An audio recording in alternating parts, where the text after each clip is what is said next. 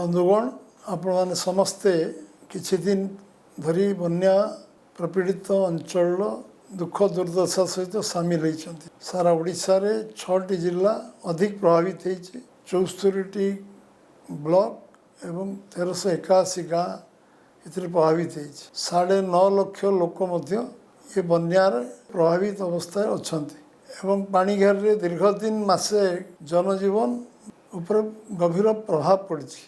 गाई गोरु माने घर बाहरी पार ना, पाणीघर लोक मैंने बाहरी पार ना, रास्ता घाट व्यापक क्षयक्षति होती।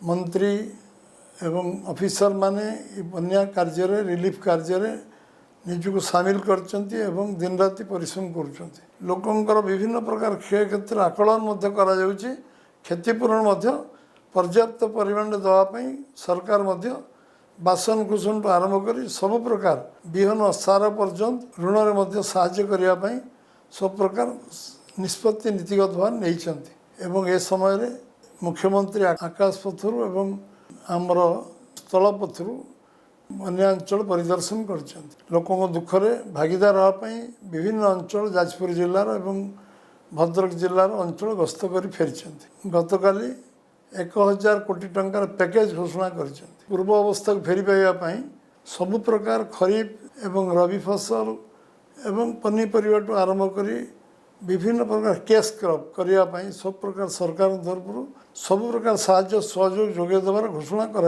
समस्त कार्यकर्ता बंधु माने बहुत कठिन परिश्रम एवर्ष बन्या खबर मो पाखे अच्छी। समस्त को मुझे साधुवाद जनाऊँ धन्यवाद जनाऊँ।